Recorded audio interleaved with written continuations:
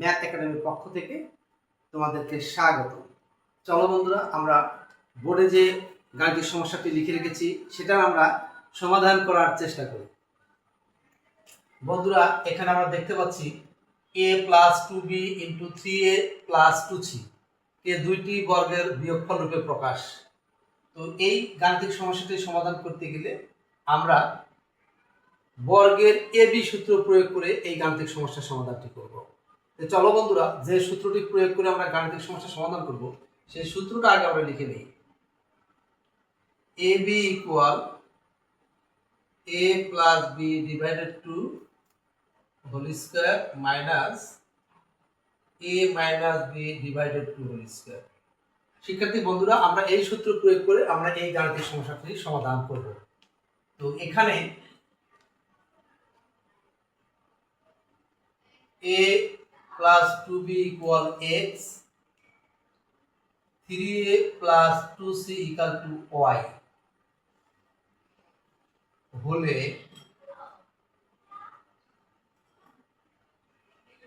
প্রদত্ত রাশি আমরা যদি এটার পরিবর্তে x আর এটার পরিবর্তে আমরা y বসাই তাহলে আমরা কি পাচ্ছি? xy। যেই এবি সূত্র সেই হলো xy এর সূত্র। শিক্ষার্থী বন্ধুরা, তোমরা নিশ্চয়ই দেখতে পাচ্ছ, আর জিনিসটা বোঝার চেষ্টা করো। এবি সূত্র আর xy সূত্র একই জিনিস, অর্থাৎ এর পরিবর্তে x আর বি পরিবর্তে y। তাহলে এবি সূত্র যেভাবে লিখছি আমরা ঠিক xy ইকুয়াল টু সেম ভাবে আমরা লেখার চেষ্টা করব। x plus y divided two whole square minus x minus y divided two whole square. এখন আমরা শিক্ষার্থী বন্ধুরা কি করব? এখন আমরা x y এর মান বসাই দিব। তো এখানে x ইকুয়াল টু কি আছে আমাদের? a প্লাস 2b, তারপর কি আছে আমাদের? Plus 3a plus 2c divided two bracket দিয়ে হোল স্কয়ার মাইনাস, এখানে সেকেন্ড ব্র্যাকেট দিব। কেন দিব? মাইনাস চিহ্ন আসবে আমাদের এখানে, মাইনাস চিহ্নের জন্য সেকেন্ড ব্র্যাকেট আমরা নিয়ে আসলাম। x এর মান আছে a plus 2b minus bracket y এর মান পাচ্ছি আমরা 3a plus 2c divided two second bracket দিয়ে হোল স্কয়ার। আমি আশা করছি শিক্ষার্থী বন্ধুরা তোমরা দেখতে পাচ্ছ। এখন যদি আমরা চিহ্ন দিয়ে আমরা যোগ বিয়োগ করি তাহলে এখানে কি আছে শিক্ষার্থী বন্ধুরা? a আর এই 3a যোগ করলে কত হবে? 4a, আর এই 2b যা আছে তাই 2b প্লাস কি আছে?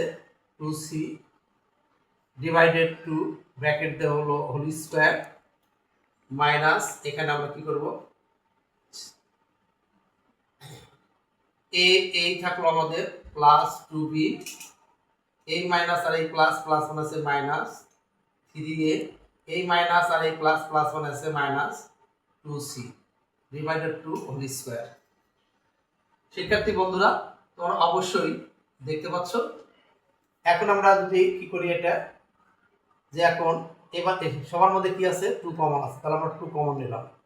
তাহলে 2a plus b plus c bracket দিয়ে ডিভাইডেড টু, এখন আমাদের সেকেন্ড ব্র্যাকেট আনতে হবে, হোল স্কয়ার মাইনাস, এখানে আমরা কি পাচ্ছি শিক্ষার্থী বন্ধুরা তোমরা দেখো। এখন এখানে আমরা পাচ্ছি 2b মাইনাস 3 এর মধ্যে থেকে বাদ দিলে কি থাকে? Minus 2a minus 2c। শিক্ষার্থী বন্ধুরা, এখানে দেখো এই 2 আর এই 2 কেটে যায়, তাহলে আমরা কি পাচ্ছি? এখানে এখানে পাচ্ছি 2a plus b plus c bracket দিয়ে হোল স্কয়ার। এখানে আমরা যদি কেটে দেই তাও আমাদের চলবে, মাইনাস এখানে আমরা কি পাচ্ছি? পূর্বের মতো সেকেন্ড ব্র্যাকেট দিয়ে যদি আমরা এখানে 2 কমন নেই তাহলে কি পাচ্ছি? b minus a minus c divided two second bracket দিয়ে হোল স্কয়ার। এখন শিক্ষার্থী বন্ধুরা এই 2 কেটে যায়, তাহলে আমরা কি পাচ্ছি? এখানে এখানে পাচ্ছি 2a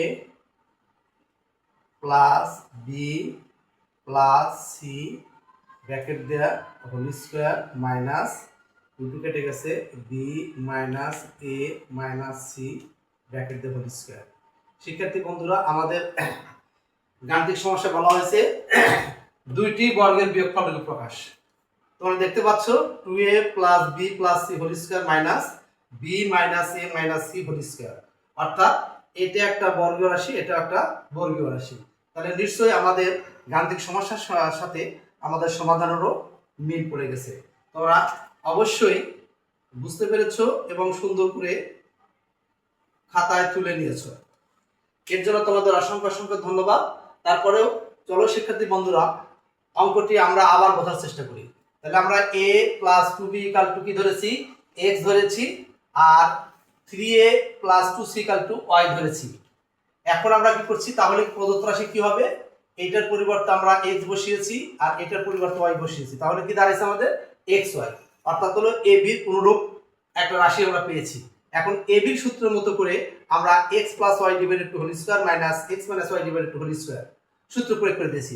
এখন আমরা কি করছি শিক্ষার্থী বন্ধুরা, এই x এর পরিবর্তে a প্লাস 2b বসিয়েছি, a প্লাস y এর পরিবর্তে 3a প্লাস 2c বসিয়েছি, divided two bracket whole square দিয়েছি, মাইনাস এখানে আমরা কি বসিয়েছি, x এর মান কি বসিয়েছি a plus 2b, a minus y এর মান কি পেয়েছি 3a plus 2c divided two bracket whole square. আমি আশা করি তোমরা এই লাইনটা বুঝতে পারছো।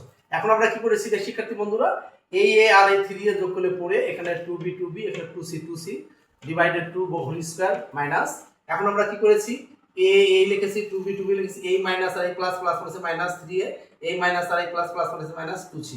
এখন আমরা কি করেছি শিক্ষার্থী বন্ধুরা, এখানে আমরা 2 কমন নিয়েছি, এখানে 4a আছে তাহলে 2 কমন 2a, এখানে b 2 কেটে গেল, b থাকলো, এখানে 2 কেটে গেল, c থাকলো, ডিভাইডেড টু তার হোল স্কয়ার মাইনাস, এখানে আমরা কি করেছি এই 2b লিখেছি আর এই মাইনাস 3 এর মধ্যে থেকে a বাদ দিলে মাইনাস 2a আর এখানে minus 2c divided two whole square. এখন আমরা কি করছি শিক্ষার্থী বন্ধুরা, a2 আর a2 কেটে গেলে কি থাকে আমাদের 2a plus b plus c whole square minus, এখন আমরা এটাকে আবার সেম এটার মতো করে 2 কমন নিয়েছি, তাহলে 2 কমন নিলে b minus a minus c থাকে ডিভাইডেড টু, এখানে আমরা কি বলবো শিক্ষার্থী বন্ধুরা, এখানে যা আছে আমরা তাই লিখে হোল স্কয়ার দিয়েছি, এখানে মাইনাস, এখানে a2 কাটা গেল, তাহলে কি থাকলো b minus a minus c whole square. তাহলে আমাদের গাণিতিক সমস্যা কি ছিল, দুইটি বর্গের বিয়োগফল রূপে প্রকাশ। আশা করি শিক্ষার্থী বন্ধুরা তোমরা বুঝতে পারছো, 2a plus b plus c whole square minus b minus a minus c whole square আমাদের সমস্যার সাথে আমাদের সমাধান হুবহু মিলে গেছে। আশা করি তোমরা বুঝতে পারছো। তোমাদের সবাইকে অসংখ্য অসংখ্য ধন্যবাদ। ভালো থাকো, সুন্দর থাকো, আল্লাহ হাফেজ।